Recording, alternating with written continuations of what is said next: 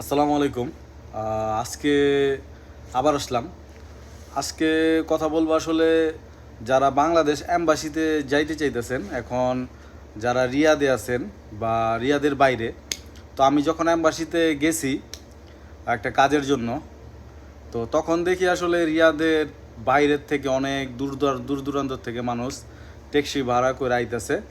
তো যার যে কাগজটা আনার সেই কাগজটা আনতেছে না। তো আমি চাইতেছি আসলে আমার ভিডিওর মাধ্যমে আমি সেটা বইলা দেওয়া, যারা অ্যাম্বাসিতে যাবেন, এক্সিটের জন্য যান বা আরও কি যে কোনো কাজের জন্য যান, যে জরুরি কাগজগুলো, যেমন কেউ যদি দেশে যাওয়ার জন্য যান, যে এক্সিট লাগাবেন, তার জরুরি হচ্ছে পাসপোর্টের ফটোকপি, আকামার ফটোকপি। আর যদি আকামার ফটোকপি না থাকে, আকামার নাম্বার বা ওই বর্ডার নাম্বার আছে একটা, সেটা নিয়ে ফটোকপি বাই করে তারপরে যাইতে হবে।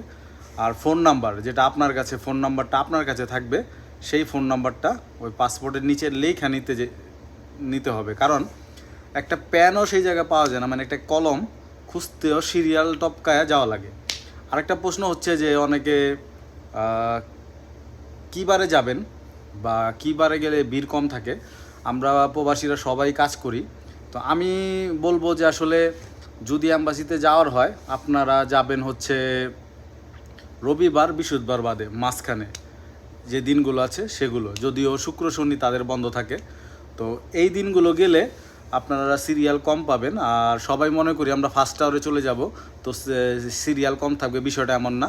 সবাই এই টার্গেট করে যায়। তো আপনারা যদি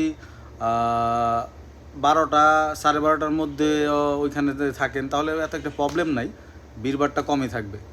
তো এই ছিল আসলে বিষয়। তারপরে যদি আপনাদের কোনো কিছু জানার থাকে অ্যাম্বাসি সম্পর্কে, তো আমাকে কমেন্ট করবেন, আমি অবশ্যই আমার যেটা জানা আমি সেটা বলবো।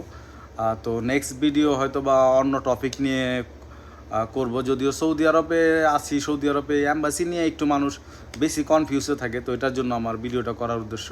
তো ভালো থাকবেন, সুস্থ থাকবেন। আসসালামু আলাইকুম।